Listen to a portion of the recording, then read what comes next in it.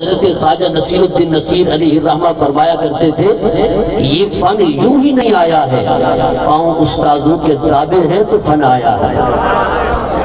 الحمدللہ نہ ٹاٹے پور کے پڑے ہوئے ہیں نہ چھولے دے کر پڑے ہیں، ہر موضوع پہ بولنا آتا ہے اور موضوع کے مطابق حق ادا کرنا بھی آتا ہے۔ میں نے سورہ ملک کی آیت کا ابتدائی حصہ آپ کے سامنے تلاوت کیا۔ اللہ رب العزت ارشاد فرماتے ہیں ذرا بیدار ہو کے بیٹھیے گا، بے شک میں مقامی ہوں، آپ کے شہر کا ہوں، لیکن یہ مت سمجھیے گا کہ بس یہ دورانی صاحب بول رہے ہیں، یہ دیکھیے گا کہ بول کیا رہے ہیں۔ ہے تو اس بات نہ بڑی ڈھلی ہے، ایسا نہیں ہونا چاہیے۔ آواز مزیدار ہونی چاہیے کہ بولنے والے کو پتہ چلے کہ سننے والے شائقین میں سے ہیں۔ حضرات گرامی، اللہ رب العزت فرماتا ہے تبارک الذی بیدہ الملک، بابرکت ہے وہ ذات جس کے قبضے میں، جس کے تصرف میں، جس کے اختیار میں بادشاہی ہے۔ چلو ادھر ادھر جو دیکھنے والے ہیں دیکھ لیں، میں بعد میں قرآن کا ترجمہ کروں گا۔ تبارک الذی بیدہ الملک، بابرکت ہے وہ ذات جس کے تصرف، جس کے قبض و اختیار میں بادشاہی ہے۔ بیدہ الملک، اس کا میں نے ترجمہ کیا جس کے قبض و تصرف میں، جس کے اختیار میں۔ حالانکہ ید کا معنی ہاتھ ہے۔ ید کا معنی کیا ہے؟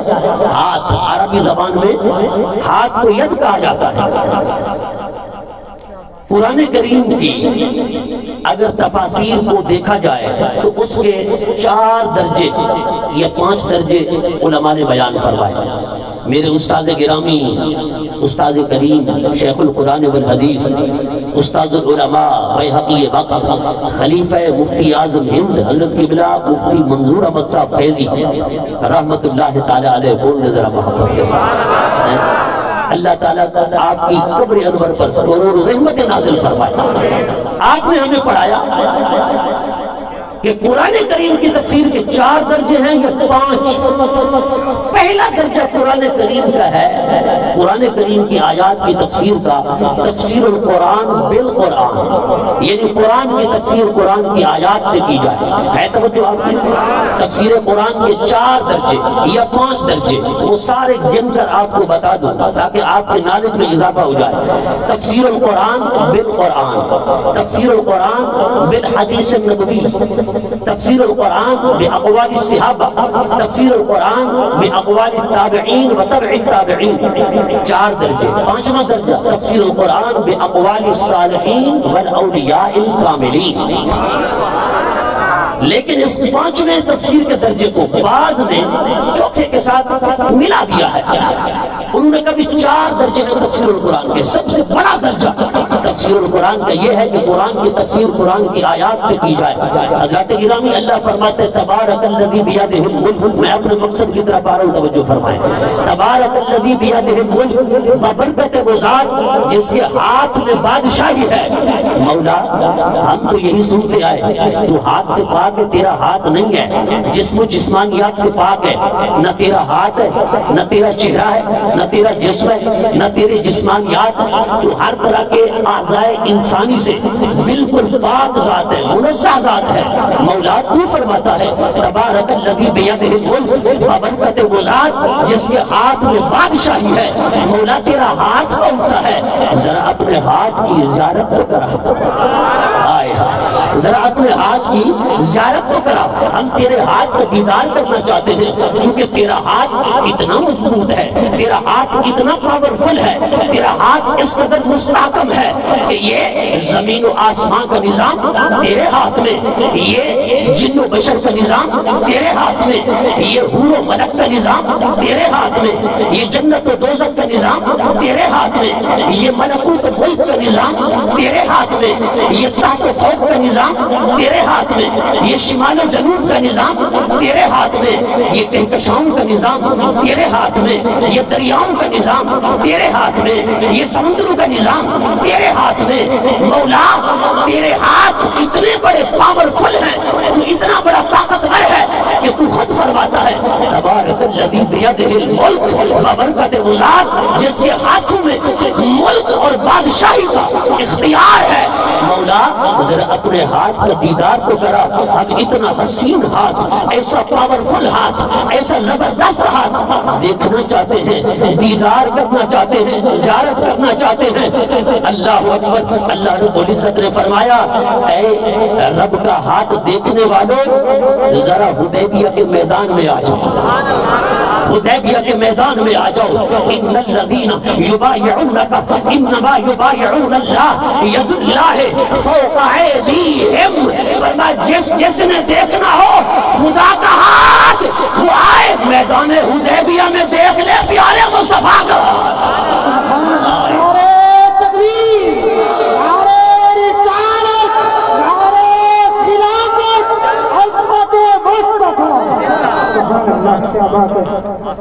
ہے توجہ۔ ید اللہ فوق ایدیہم، وہاں بھی ید ہے یہاں بھی ید ہے۔ ید کا معنی ہاتھ، وہاں تبارک الذی بیدہ الملک، یہاں فرماتا ید اللہ فوق ایدیہم، وہ کائنات والو خدا کا ہاتھ کوئی اور نہیں، ید اللہ فوق ایدیہم۔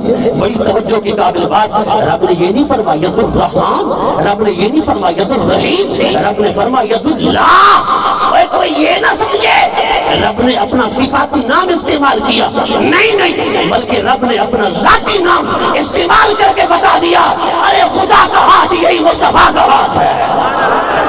فرمایا جو کمالات خدا کے ہاتھ کے ہیں وہ کمالات تمہیں مصطفیٰ کے ہاتھ میں نظر آئیں گے۔ اسی لیے مصطفیٰ کا ہاتھ ہی نہیں، صرف انگلی اٹھتی ہے تو ڈوبا ہوا سورج واپس آ جاتا ہے۔ مصطفیٰ کی انگلی اٹھتی ہے آسمان کا چاند ادھر جھکتا چلا جاتا ہے۔ مصطفیٰ کی انگلی اٹھتی ہے آسمان کا چاند شک ہو جاتا ہے۔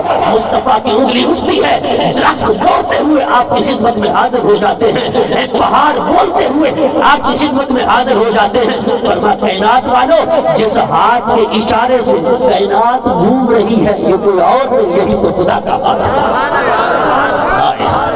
ید اللہ فوق ایدیہم، تکبیر، رسالت، خلافت، حاضری، جان مصطفیٰ، خدمت مصطفیٰ، سبحان اللہ، سبحان اللہ۔ میں پوچھنا چاہتا ہوں ذرا توجہ فرمانا، اے مصطفیٰ کو خدا سے جدا سمجھنے والوں، ہاتھ تو حضور کا ہی تھا نا؟ رب نے فرمایا نہیں ید اللہ یہ اللہ کا ہاتھ تھا۔ مولا ہم یہاں اگر کہہ دیں تو ہم پہ فتوے لگ جاتے ہیں، ہم بھی اگر کہیں ایک دی دم دم سکھ ہے جرا ایک دو کر جانے او کافر تے مشرک ہے۔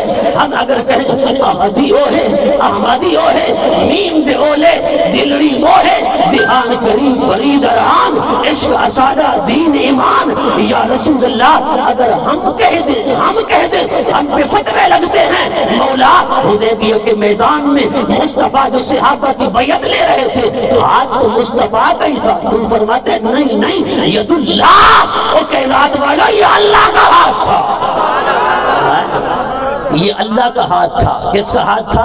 اس لیے فرما بخدا خدا کا یہی ہے در، اور ملا کی نگاہ اور ہے عاشق کی نگاہ اور ہے، اس لیے فرما بخدا خدا کا یہی ہے در، نہیں اور کوئی مفر مکر، جو وہاں سے ہو یہی آتے ہو، جو یہاں نہیں وہ وہاں نہیں۔ اس لیے یہ حضور کا جو ہاتھ ہے نا، رب نے فرمایا اس میں جو کمالات ہیں وہ خدائی ہاتھ والے کمالات ہیں، خدائی ہاتھ والے۔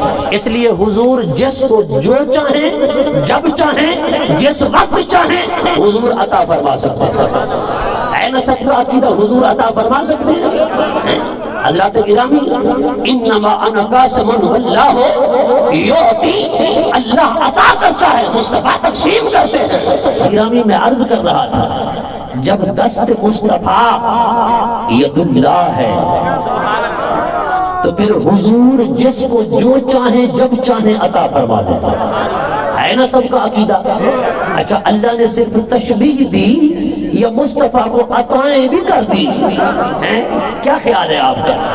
رب نے صرف تشبیہ دی ہے کہ حدیبیہ کے میدان میں مصطفیٰ جو صحابہ کی بیعت لے رہے ہیں بظاہر دست مصطفیٰ ہے. رب فرماتا ہے کائنات والو یہ ید مصطفیٰ نہیں، یہ ید اللہ ہے. یہ کیا ہے؟ ید اللہ ہے.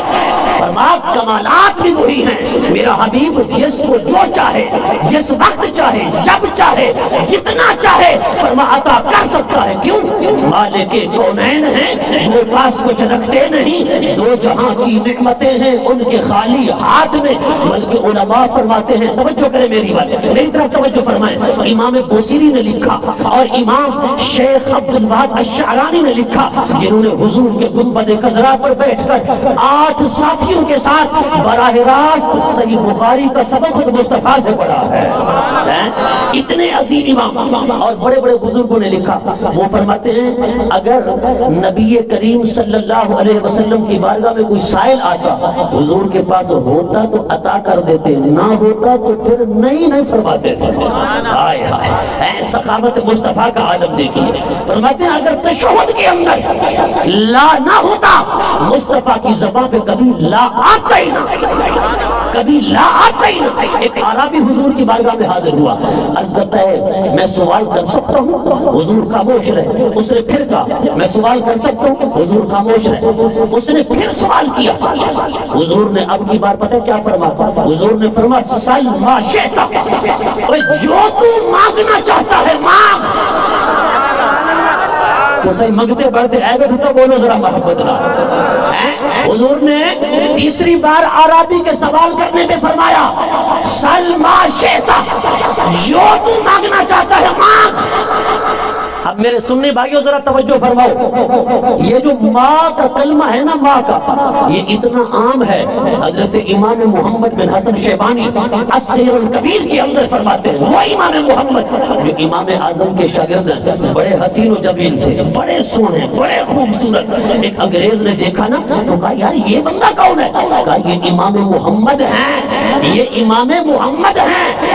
اس انگریز نے کہا یہ امام محمد یہ وہی ہیں جو مسلمانوں کے نبی ہیں.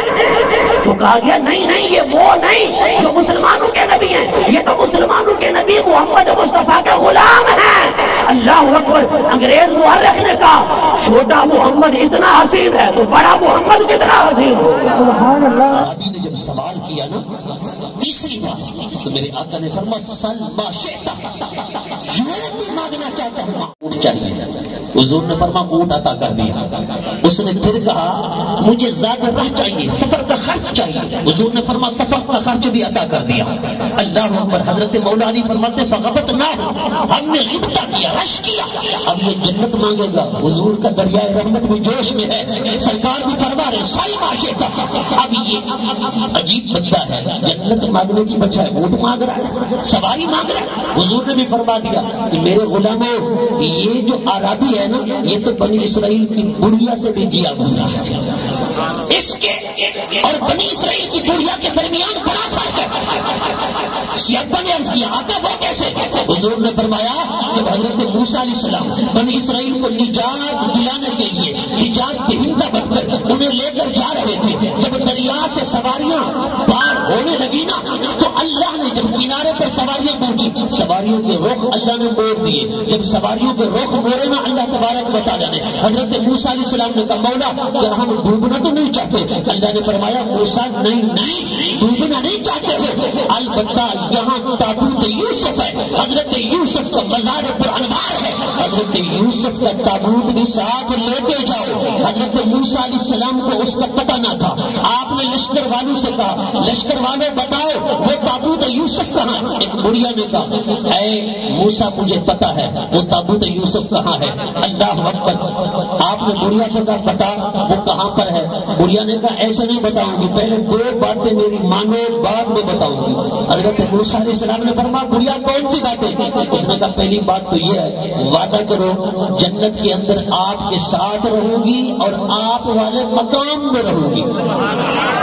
حضرت موسیٰ علیہ السلام نے فرمایا بڑھیا اتنا بڑا سوال جنت ہی مانگ لے کافی ہے. اس نے کہا نہیں حضور والا میں عام ہستی سے نہیں مانگ رہی، میں وقت کے کلیم سے مانگ رہی ہوں. اللہ تعالیٰ نے بڑی قابل توجہ بات اے حضرت موسیٰ علیہ السلام نے پس و پیش کرتے ہوئے فرمایا دوسرا سوال تیرا کیا ہے؟ اس نے کہا دوسرا یہ ہے میں جوانی کے اندر بڑی حسین تھی، دعا کرو اللہ مجھے حسین بنا دے اور جوان بنا دے، اللہ مجھے جوان کر دے۔ حضرت موسیٰ علیہ السلام نے فرمایا بڑھیا بڑی عجیب ہے، یہ دونوں سوال تو بڑے انوکھے ہیں تیرے، ایک تو میرے والی جنت اور دوسرا جوان بن جا، بڑھیا تو جوان بن جائے حسین بن جائے، یہ کیسے ہو سکتا ہے؟ اللہ رب العزت نے حضرت موسیٰ علیہ السلام کی طرف وحی کرتے ہوئے فرمایا توجہ کرنا اب عطا خدا اور عطا مصطفیٰ۔ حضرت موسیٰ کو رب نے فرمایا او موسیٰ، او میرے موسیٰ، جو بڑھیا مانگتی ہے اسے عطا کر دے، تیرا تو کچھ نہیں جا رہا، تجھے بھی تو میں نے دینا ہے، اے میرے موسیٰ اسے کہہ دے دونوں چیزیں عطا ہو گئی۔ میں نے کہا جس کے مقتدی کی یہ شان ہے اس کے مقتدا کی شان کا عالم کیا ہوگا؟ آنکھ والا تیرے جلووں کا تماشا دیکھے، جی دیکھے کو جہاں نظر کیا دیکھے۔ دعا کرتا ہوں پروردگار اس عظیم الشان محفل کو اپنی بارگاہ میں قبول فرمائے، اللہ رب العزت ہم سب کی حاضری کو شرف قبولیت بخشے۔ اب آپ کے سامنے ہوگا ماشاءاللہ اب استاذ العلماء جانشین بیہقی وقت، جانشین مفتی خلیفہ مفتی اعظم ہند، شیخ القرآن والحدیث، مناظر اسلام، شمشیر بے نیام، پاسبان مسلک رضا، استاذ العلماء استاذی حضرت علامہ مولانا مفتی محمد محسن فیضی صاحب دامت برکاتہم العالیہ، آپ حضرات سے محو خطاب ہوں گے تو آپ حضرات نے